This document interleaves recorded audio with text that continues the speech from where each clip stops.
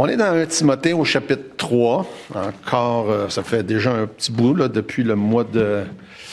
Bon, je ne me rappelle plus depuis quand, là. En tout cas, ça fait un petit bout de temps. Et puis, je vais lire le verset 1. 1 Timothée 3.1. Cette parole est certaine. Si quelqu'un aspire à la charge d'évêque, il désire une œuvre excellente. On va prier. Alors, Seigneur notre Dieu, on est reconnaissant de pouvoir être dans ta présence. Merci, Seigneur, que nos cœurs ont été préparés par les beaux chants, qu'on a eu ensemble déjà ce temps d'adoration et de prière. Je te prie que tu puisses recevoir nos louanges, notre adoration, que toi seul mérites. Et on te rend grâce pour ces pensées qui ont été partagées lorsqu'on réalise le privilège qu'on a de pouvoir dans ta présence, que tu nous as invités, malgré nos péchés, malgré nos manquements, malgré notre désobéissance encore même. Tu nous permets de passer ce temps-là ensemble. Et je te prie que de recevoir cette adoration-là ce matin, on te prie que tu réchauffes nos cœurs.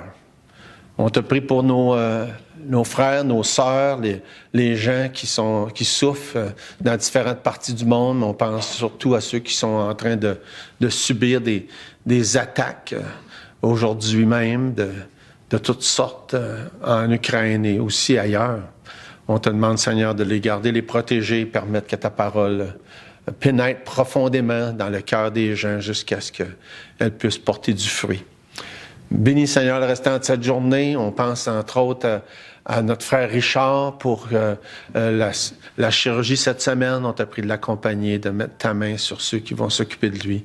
Et on te rend grâce qu'on sait que tu es un Dieu tout-puissant, que tu t'occupes de chacun de nous. Dans le nom de Jésus qu'on prie. Amen.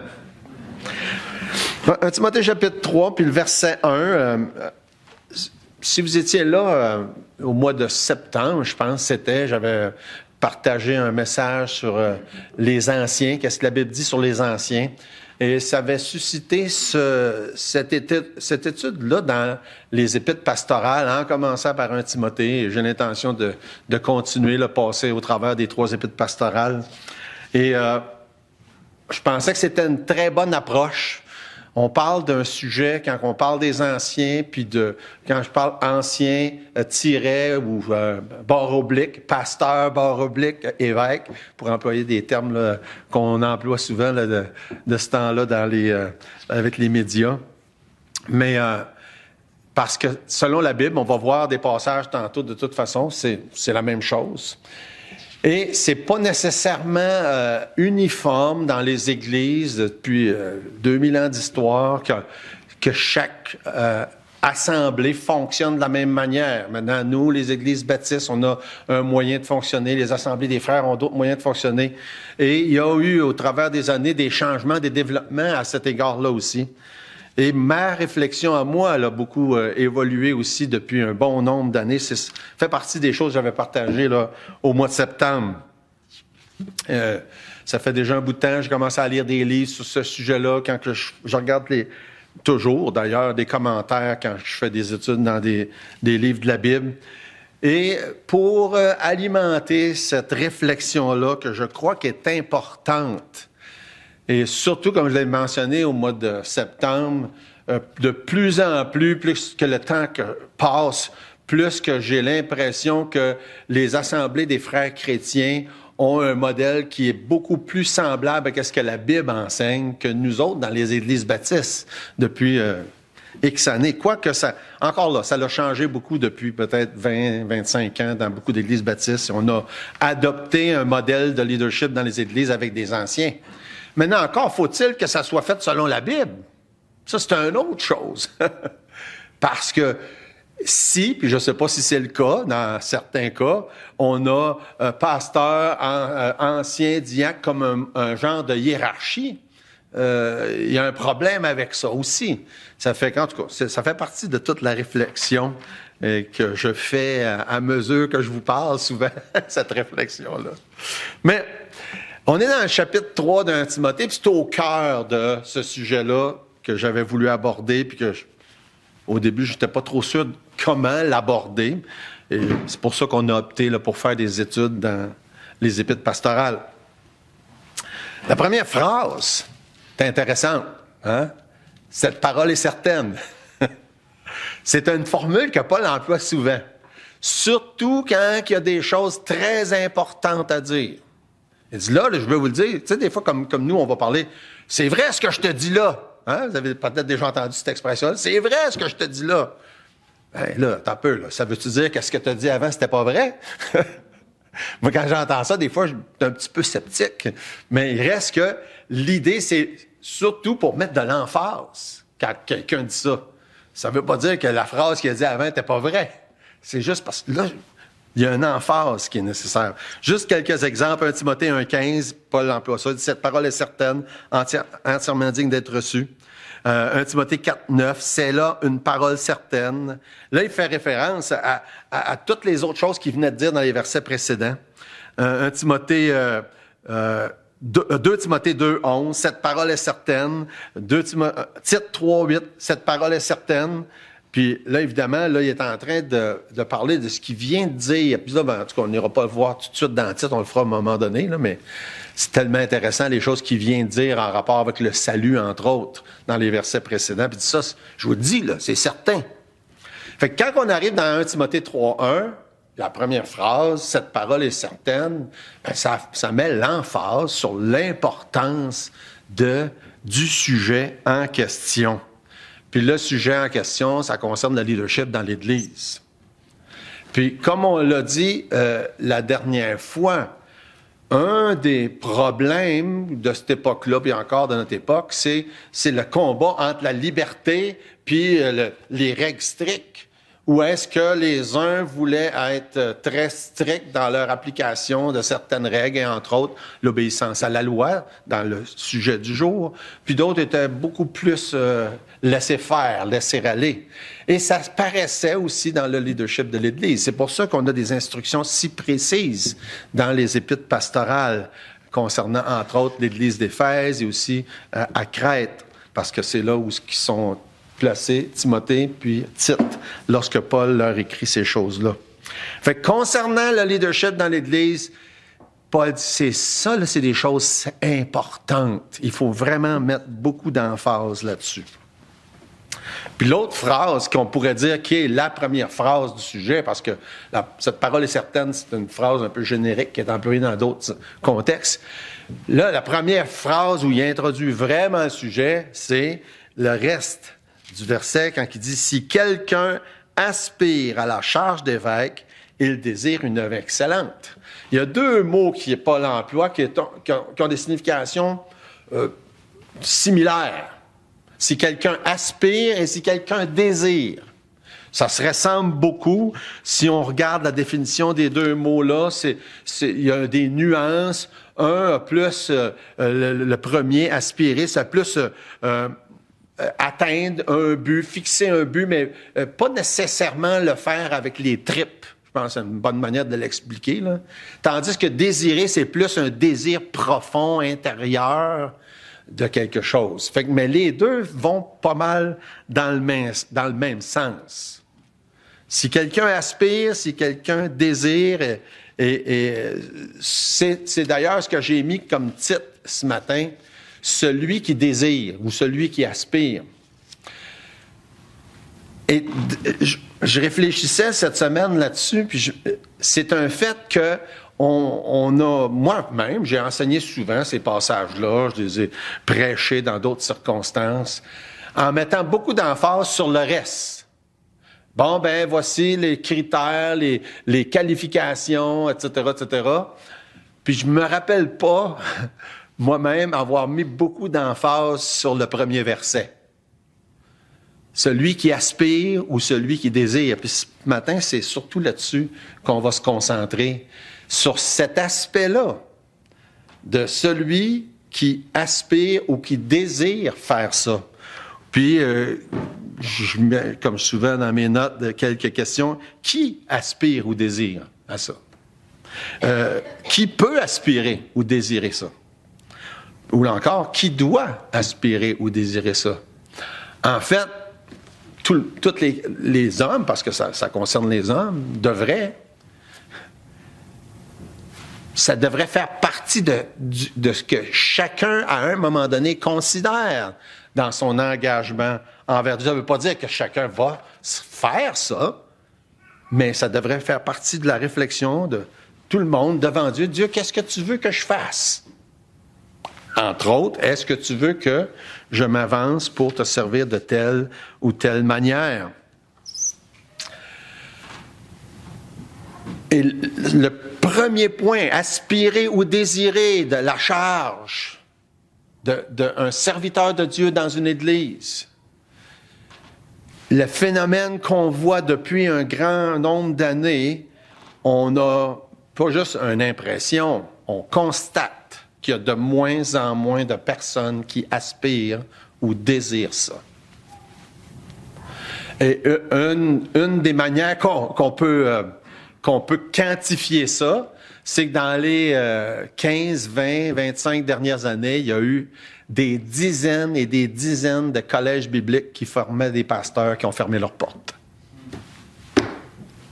Pourquoi? Manque d'étudiants.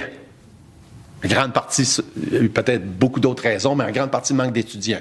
Ça fait que si des dizaines et des dizaines de collèges bibliques qui formaient des pasteurs ont fermé leurs portes, c'est en grande partie parce qu'il y a de moins en moins de personnes qui aspirent ou qui désirent avoir cette charge-là dont la Bible parle. Maintenant, j'aimerais suggérer aussi, peut-être qu'il y a d'autres raisons, puis il y a une autre raison, entre autres, c'est que on n'a peut-être pas la bonne manière de comprendre qu'est-ce que ça veut dire, tout ça. Et une des raisons qu'il y a peu de personnes qui aspirent ou qui désirent la charge, c'est peut-être que dans notre manière de faire les choses, on n'a pas laissé l'opportunité à beaucoup de gens de le faire. Puisque dans notre manière, notre conception du leadership dans l'Église depuis beaucoup d'années, c'est que quelqu'un qui aspire ou qui désire doit, ben là, ça va vouloir dire, je lâche ma job, je m'en vais à l'école biblique pendant 3 ou 4 ans, puis là, après ça, je vais pouvoir faire ça. Et c'est le modèle, c'est on va dire le pattern, mais la manière de faire qu'on a dans les églises baptistes depuis longtemps. Et c'est certainement une des raisons pour lesquelles il y a moins de gens qui aspirent ou qui désirent à la charge, puisque c'est pas tout le monde qui sont appelés à le faire de cette manière-là, selon la Bible. C'est ce qu'on regarde ensemble ce matin, d'ailleurs. Et c'est important de réfléchir à tout ça, là.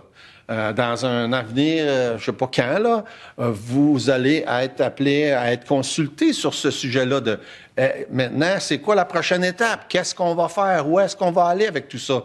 Moi, je ne fais pas juste parler de ça juste pour faire un beau sujet de discussion, là. C'est pour où est-ce qu'on va aller avec ça? Qu'est-ce qu'on va faire? Fait que ça fait partie de la réflexion. La charge dont il est question, verset 1. Dans la Bible, elle n'est pas toujours faite d'une manière vocationnelle. OK? La phrase, vous comprenez tout ce que ça veut dire, là? La charge d'évêque n'est pas toujours accomplie d'une manière vocationnelle. Ce qui veut dire, dans la Bible, on ne voit pas que des personnes qui ont quitté leur emploi, puis qui sont allées à l'école biblique, puis qui le font à temps plein. Il y en a de ça, OK? Mais c'est pas tout le monde. Et ça, c'est important de le constater. Puis je pense qu'un des bons passages qui exprime cette idée-là, c'est 1 Corinthiens au chapitre 9. Si vous voulez tourner avec moi dans 1 Corinthiens chapitre 9. Paul est en train de discuter des divergences ou des différences de la manière que ça se vit à l'intérieur de l'Église ou des églises, ça. 1 Corinthiens chapitre 9, verset 4. Il dit, « N'avons-nous pas le droit de mener avec nous une sœur qui soit notre femme, comme font les autres apôtres et les frères du Seigneur et Céphas? Ou bien est-ce que moi, seul et Barnabas, nous n'avons pas le droit de ne point travailler. OK? Donc, qu'est-ce qu'il est en train de dire? Il dit, il y en a qui le font à temps plein, mais il dit, il y en a d'autres, puis là, il prend lui puis Barnabas comme exemple. Il dit, nous autres, on a un autre job, là. OK? C'est ça qu'il est en train de dire. Qui jamais est engagé dans une armée à ses propres frais? Qui est-ce qui plante une vigne et n'en mange pas le fruit? Qui est-ce qui fait paître un troupeau et ne se nourrit pas du lait du troupeau? Ces choses que je dis n'existent-elles que dans les usages des hommes? La loi ne les dit-elle pas aussi? Car il est écrit dans la loi de Moïse, tu ne muselleras point le bœuf quand il faut le grain. Dieu se met-il en peine des bœufs ou parle-t-il uniquement à cause de nous? Oui, c'est à cause de nous qu'il a écrit que celui qui laboure doit labourer avec espérance et celui qui foule le grain, fouler avec l'espérance d'y avoir part. On va juste lire jusqu'au verset 15. Si nous avons semé parmi vous les biens spirituels, est-ce une grosse affaire si nous moissonnons vos biens temporels? Si d'autres jouissent de ce droit sur vous, n'est-ce pas plutôt à nous d'en jouir? Mais nous n'avons point usé de ce droit. Au contraire, nous souffrons tout afin de ne pas créer d'obstacle à l'évangile de Christ. Ne savez-vous pas que ceux qui remplissent les fonctions sacrées sont nourris par le temple, que ceux qui servent à l'autel ont part à l'autel? De même, aussi le Seigneur a ordonné à ceux qui annoncent l'évangile de vivre l'évangile. Pour moi, Paul parle pour lui-même, je n'ai usé d'aucun de ces droits. Et ce n'est pas afin de les réclamer en ma faveur que j'écris ainsi, car j'aimerais mieux mourir que de me laisser enlever ce sujet de gloire. Et c'est vraiment intéressant tout ce que Paul a à dire sur ce sujet-là. Il dit, oui, c'est tout à fait légitime qu'il y en a qui vivent de l'Évangile, mais c'est aussi légitime qu'il y en a qui ne vivent pas de l'Évangile. Puis lui-même en faisait partie. Il dit, je veux pas, moi. Je veux continuer à faire ma job. Hein? On sait que Paul fabriquait des tentes, c'était sa job. Puis il continuait de fabriquer des tentes, puis il ne voulait pas recevoir d'argent de soutien des églises comme d'autres en recevaient. Fait que ce passage-là nous donne une assez bonne vue d'ensemble de l'enseignement général en ce qui a trait de ceux qui vont servir dans l'Église. Est-ce que tout le monde doit être salarié puis d'une manière vocationnelle? Non. Est-ce que tout le monde va le faire bénévolement? Non. Fait qu'il y a les deux. Puis ça, c'est ce que la Bible nous enseigne. Fait que notre manière de faire au travers des années a souvent fait que, parce qu'on a un modèle, une manière de faire, plein de personnes qui auraient peut-être aspiré ou désiré se disent, non, c'est pas ma place, parce que moi, je fais tel autre job, là, moi. Je ne peux pas faire les deux. Mais dans la Bible, on a des exemples de gens qui faisaient les deux. On va revenir là-dessus tantôt. Tout ça pour dire, tous ceux qui sont qualifiés, d'après le reste de ce qu'on va voir ensemble dans Timothée chapitre 3, devraient aspirer ou désirer la charge. Un des livres que j'ai lu dernièrement, Les Anciens selon la Bible, comme n'importe quel livre, on n'est pas toujours d'accord avec tout, mais il y avait plusieurs bonnes réflexions. Ce monsieur-là, je ne sais jamais comment prononcer son nom, Strauss, de quoi dans ce sens-là. Lui, il va tellement loin dans cette réflexion-là qu'il dit, la raison pourquoi il n'y a pas beaucoup de gens qui aspirent ou qui désirent la charge, c'est que les gens sont paresseux.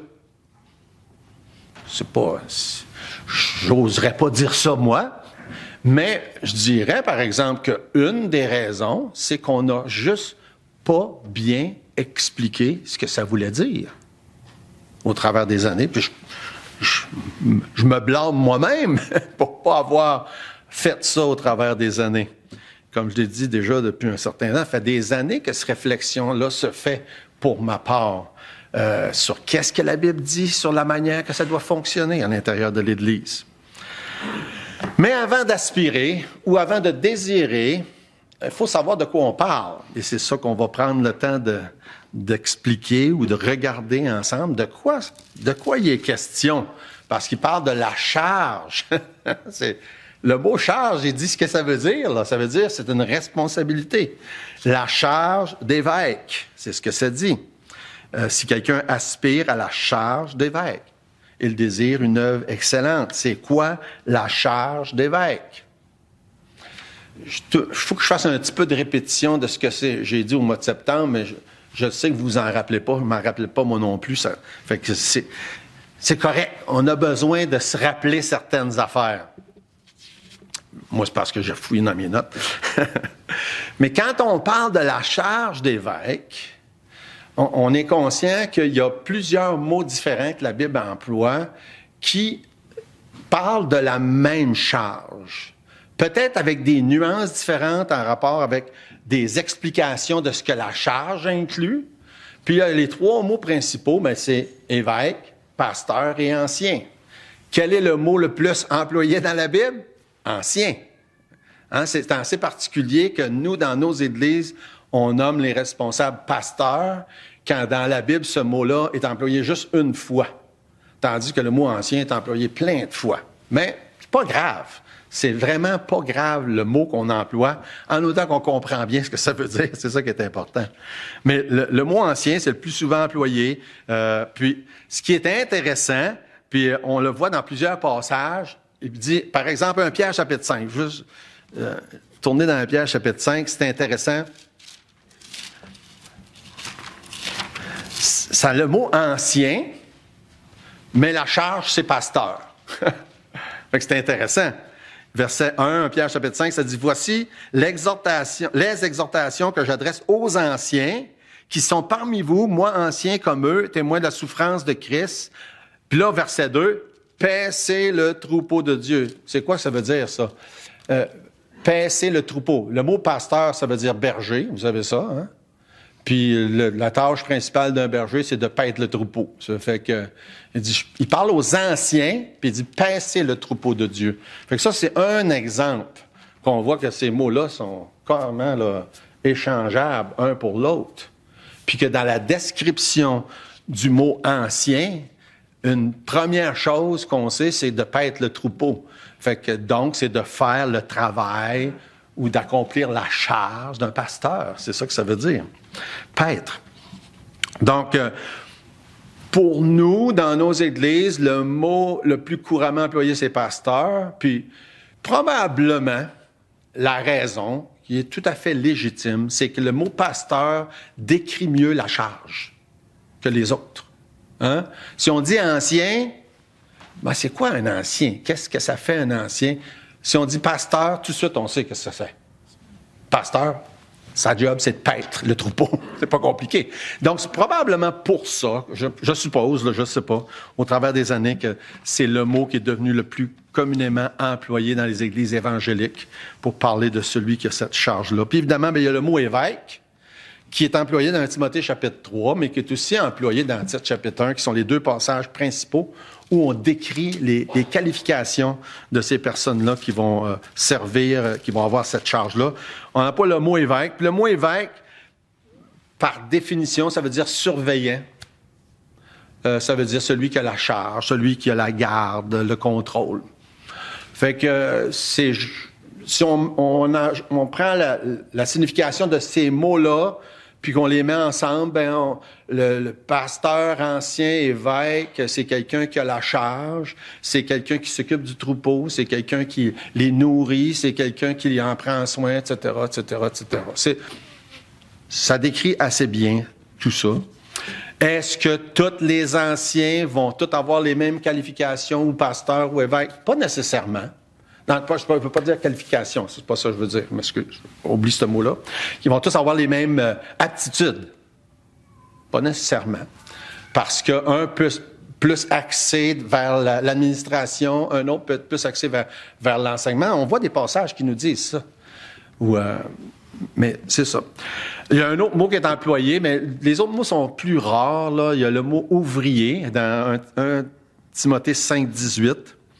Quand ça dit « Tu n'en museleras pas le bœuf quand il faut le grain et l'ouvrier mérite son salaire ». Et dans certains milieux, c'est un terme qu'on emploie pour parler des pasteurs.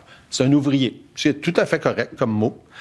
Il y a le mot « docteur » dans Éphésiens chapitre 4, dans le même passage que « pasteur » et « docteur ». Le mot « docteur », c'est pas le docteur comme on connaît, là. Ça veut dire « enseignant ». OK? Fait que c'est un enseignant. Le mot docteur, c'est tout simplement ça que ça veut dire dans la Bible, c'est un enseignant. Ben, ça dépend. Quand ça dit que Luc était un docteur, ben là, c'est un vrai docteur. C'est pas pareil, en tout cas. Mais ici, c'est enseignant. Il y a le mot conducteur dans Hébreux, chapitre 13, verset 17. Obéissez à vos conducteurs, ayez pour eux de la déférence. Fait que ça, c'est d'autres termes qui sont employés, mais qu'on emploie plus rarement. Mais les trois principaux, anciens, pasteurs, évêques, qui sont dans les passages principaux de la Bible parlant de cette charge ou de cette tâche ou de cette responsabilité-là. 1 Timothée chapitre 5, verset 17. Comme je disais tantôt, est-ce qu'ils ont tous les mêmes aptitudes? Pas nécessairement. 1 Timothée chapitre 5, verset 17, ça dit que les anciens qui dirigent bien soient jugés dignes d'un double honneur, surtout ceux qui travaillent à la prédication et l'enseignement. Fait que les anciens fait qu'il y en a qui dirigent bien, il y en a qui dirigent moins bien, c'est ça que ça veut dire, là. OK? Puis surtout ceux qui travaillent à la prédication et l'enseignement. Fait qu'il y en a peut-être qui font moins ça. Maintenant, hein, on va voir la semaine prochaine, les qualifications, il faut qu'ils soient capables d'enseigner. Mais il y a probablement, dans ce qu'on voit là, des pasteurs ou des anciens qui enseignent moins que d'autres, qui ont moins cette charge-là. C'est ce que ça veut dire. Donc, pas nécessairement les mêmes responsabilités, les mêmes tâches, mais tous égaux. Anciens, il n'y a pas de classe hein? Anciens, pasteurs, évêques, il n'y a pas de hiérarchie comme on a appris quand on était, nous autres, dans la religion catholique, personnellement, comme beaucoup d'autres ici. Mais pas nécessairement tous les mêmes responsabilités, c'est ce qu'on voit là. Il y a le verset suivant, le verset 18, qui parle du double honneur. Dans les versets qui suivent, il fait allusion au salaire puis à l'argent, en rapport avec le double honneur, en parlant de surtout ceux qui travaillent à la prédication et l'enseignement. Mais il n'y a pas juste l'idée de l'argent dans le double honneur. Il y a vraiment l'autorité qui venait avec dans la culture de l'époque. Ça fait qu'il y a cet aspect-là. Il y en a qui auront peut-être un peu plus de responsabilité que d'autres. Et ça en fait partie de ce que ça dit là. Pour ma part, j'ai eu l'opportunité pendant quelques années de travailler conjointement avec un autre pasteur. Puis dans notre modèle, on a toujours eu un pasteur, puis là, il y avait un assistant pasteur. J'étais assistant pasteur avec le pasteur Lortie à Saint-Jean. Et pasteur Lortie, peut-être quelques-uns savent ça, mais peut-être pas beaucoup, il vient des milieux des frères chrétiens. Hein? Il a connu le Seigneur dans les assemblées des frères chrétiens. Et d'après moi, il y avait une bonne manière de voir les choses. Comme je disais tantôt, c'est pas le titre qu'on met qui est important. L'autre pasteur, assistant pasteur, mais sa conception à lui, moi, je la comprenais bien parce que dès le début, il m'a dit une chose. Il dit, tu ne travailles pas pour moi, tu travailles pour le Seigneur. Dans sa tête, puis dans sa manière de concevoir les choses, lui était pasteur, moi j'étais pasteur, puis on avait des titres différents à cause de nos rôles différents, mais on était tous les deux également pasteurs. Et ça, selon moi, c'est une conception biblique. Peu importe le titre qu'on emploie. Et c'est pour ça que je disais tout à l'heure, dans certains milieux où on dit, OK, on va avoir un pasteur, puis des anciens, c'est pas le terme qu'on emploie qui dérange, mais c'est si ils sont pas également pasteurs. Parce que qu'on soit ancien ou pasteur ou évêque, c'est la même chose. Et c'est important de le comprendre. C'est la même chose. Et même si... Et je pense qu'une belle image de ça, c'est le mariage. On parlait justement la semaine dernière, les hommes et les femmes sont égaux en valeur, en importance, sans nécessairement avoir le même rôle. C'est une belle manière, je crois, de comprendre ça. Une égalité en valeur, en qualité, mais pas nécessairement égale dans les rôles et dans les responsabilités. C'est ce que je pense qui est la manière biblique de le comprendre. Donc, la première responsabilité d'un ancien évêque, pasteur, c'est pastoral. On l'a vu tantôt dans 1 Pierre chapitre 5. Il parle aux anciens et il dit « paissez le troupeau de Dieu ». Dans Actes chapitre 20, il les exhorte à prendre soin du troupeau. Encore là, il s'adresse à des anciens, puis il dit « Prenez soin du troupeau ». Encore là, tâche pastorale. Toujours dans Actes 20, verset 28, ça dit « Prenez donc garde à vous-même et à tout le troupeau sur lequel le Saint-Esprit vous a établi évêque. » C'est intéressant parce que dans Actes 20, tu as les 3 mots les plus utilisés ensemble. Il s'adresse aux évêques, il s'adresse aux anciens, puis il dit ensuite « Paissez le troupeau sur lequel Dieu vous a établi évêque. » Fait que c'est comme, bon, OK. Ancien, pasteur, évêque. Les 3 ensemble, même passage, parlant aux mêmes personnes. Fait que la première responsabilité est une responsabilité pastorale. Dans Timothée 5,17, on l'a vu tantôt, une responsabilité de direction, diriger, les anciens qui dirigent bien, soient jugés dignes. Dans Tite 1,7, on a tous les critères ou les qualifications. Puis si on lit 1 Timothée 3, on va le voir dans les semaines qui suivent, là, et dans Tite 1, toutes les qualifications sont des qualifications d'ordre plus moral qu'académique. Maintenant, je vous dis ça, puis je voudrais surtout pas penser que je minimise l'importance d'étudier, là. C'est pas ça. La chose que je mentionne, puis qui est biblique, c'est que c'est pas un critère essentiel d'avoir fait des études formelles. Ça ne l'est pas. Les premiers pasteurs anciens n'avaient pas fait d'études formelles. Maintenant, ils étaient qualifiés quand même. Puis une des qualifications, c'est qu'il faut bien dissecter, décortiquer la Bible, puis bien l'enseigner. Ça veut dire que c'est un étudiant de la Bible. Il faut que quelqu'un soit un étudiant puis un enseignant de la Bible. On ne peut pas se permettre d'avoir des pasteurs qui ne sont pas des bons enseignants de la Bible. Parce que, comme ça dit dans Timothée, l'Église, c'est la colonne puis l'appui de la vérité. Si on enseigne la Bible de travers, puis qu'on la comprend pas, puis qu'on ne sait pas l'expliquer comme il faut, bien, ça va affecter tout le monde. C'est important, là, c'est majeur. Et il y a des gens qui sont autodidactes, qui sont beaucoup plus qualifiés que des gens qui ont fait des années d'études. OK? Puis, moi, j'ai fait 5 ans d'école biblique. Là. Je suis pas, c'est pas parce que je suis contre ça.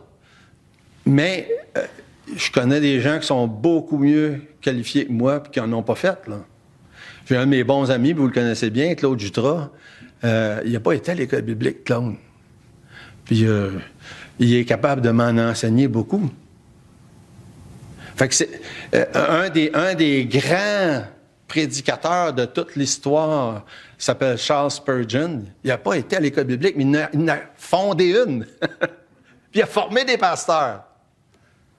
Fait que, on ne minimise pas l'importance d'étudier puis d'être formé loin de là. Mais par contre, ça ne fait pas partie des critères. Lorsque ça dit, il faut qu'un évêque ou un ancien soit ça. C'est des qualifications morales, premièrement, et non pas académiques. Et ça, c'est important. Mais dans les qualifications, par contre, au verset 2, dans Timothée, là, on va y revenir la prochaine fois, il faut qu'il soit propre à l'enseignement. Ce qui veut dire, faut que c'est quelqu'un qui étudie, puis qui a étudié, puis qui continue d'étudier pour pouvoir bien enseigner la parole de Dieu. C'est absolument nécessaire. Fait que parce que, entre autres choses, dans les responsabilités pastorales, c'est de nourrir. Eh bien, pour nourrir, il faut être capable de bien préparer les repas. Hein? Moi, ça fait pas bien des années que j'ai appris à cuisiner, mais j'aime bien ça, cuisiner. Mais il reste que des fois, je fais des affaires qui sont bonnes, puis des fois, c'est moins bon, parce que je suis pas les recettes comme que je pourrais, là, puis j'essaye des affaires de « Oups, ça c'était bon, ça c'était moins bon. Hein? » On a tous nos forces et nos faiblesses, mais quand on parle de la parole de Dieu, c'est absolument nécessaire de faire des bons repas. Et c'est ma priorité, puis je passe des heures et des heures à chaque semaine à ça. Quand j'ai fini de prêcher, puis je me retourne chez nous, bien souvent, je me dis, bah, c'était pas terrible aujourd'hui. Hein? Ça, c'est ce que moi, je pense assez souvent. Mais j'ai quand même pris le temps de le préparer quand même. Et c'est ça qu'il faut. C'est ce que la Bible dit dans les critères, les qualifications pour ceux qui vont servir avec cette charge-là. Un des critères, on l'a vu tantôt, un Timothée 5, 17. Un autre, puis on va finir pas mal avec ça, dans la description des tâches, puis ça veut dire quoi, la charge d'évêque ou d'ancien? C'est quelqu'un qui est en train d'aider le troupeau de différentes manières. Maintenant, il y a une distinction, puis on va la faire la prochaine fois, entre le diacre puis évêque. Parce que le diacre, c'est un serviteur pour accomplir certaines tâches dans l'Église pour libérer l'évêque ou l'ancien ou le pasteur à l'enseignement puis à la prière. Ça, c'est ça que la Bible dit. Maintenant, une partie de la tâche de l'ancien, c'est d'aider les gens. Puis on le voit, par contre, entre autres, dans Jacques 5, verset 14, ça dit « Quelqu'un parmi vous est-il malade? Qu'il appelle les anciens de l'Église.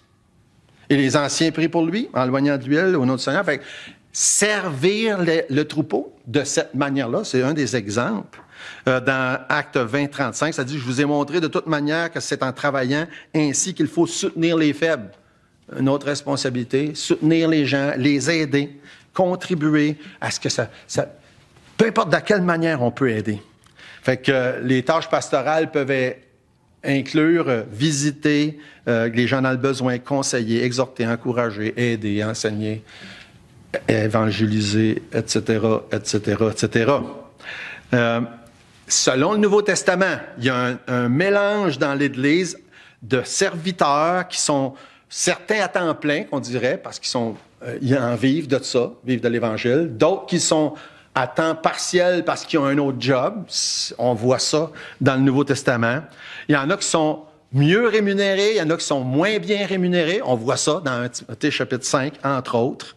Il y en a qui ont plus de formation académique, d'autres qui ont moins de formation académique. Il y en a qui ont plus de responsabilités, d'autres qui ont moins de responsabilités. Ça, c'est ce qu'on voit dans le Nouveau Testament. Mais ça commence par ce que ça dit dans le début du verset 1, que celui qui aspire à la charge d'évêque désire une œuvre excellente. Et comme j'ai dit au tout début, on n'a pas beaucoup de gens qui aspirent. Depuis un certain nombre d'années, on en voit de moins en moins, mais c'est en partie notre faute. Parce qu'on n'a pas eu les circonstances ou un modèle qui a contribué à ce qu'il n'est plus, qui aspire ou qui désire cette œuvre excellente. Je suis convaincu que dans chaque Église, il y a plusieurs hommes qui sont qualifiés, comme ça dit là, dans Timothée chapitre 3 et dans Tite chapitre 1. Maintenant, ça va être à chaque Église de fournir un environnement pour qu'ils puissent exercer et commencer par aspirer et désirer pour pouvoir exercer ce ministère-là que je suis convaincu que Dieu appelle des gens à exercer. Maintenant, en attendant, la prochaine fois, on va regarder en détail les qualifications pour les pasteurs, diacres, puis ça parle aussi de leur épouse. On va regarder à ça.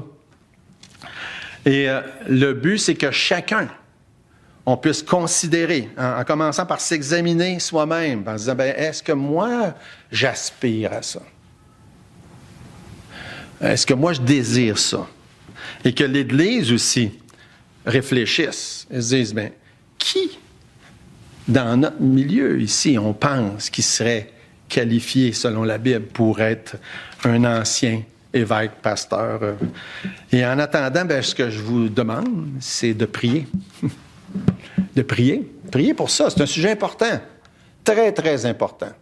Je me souviens, quand j'étais étudiant à l'école biblique, il y avait le directeur de comment ça s'appelle? Tennessee Temple University, Lee Robertson. En passant, cette école n'existe plus. En passant. C'était une école qui a formé beaucoup de pasteurs dans le sud des États-Unis. Et puis, il était venu faire une série de messages pendant une semaine à l'école biblique. Puis, il y avait une grosse banderole affichée dans l'école parce que son thème, c'était, je vais vous le dire en anglais, « Everything rises or falls on leadership ». tout va réussir ou va échouer à cause du leadership. Et je suis convaincu que de réfléchir puis de considérer qu'est-ce que le Nouveau Testament nous enseigne sur ce qui est biblique en rapport avec le leadership va contribuer à ce que ça va améliorer l'œuvre de Dieu. C'est ce que je pense. En tout cas, on va y revenir. On va laisser la place à l'autre.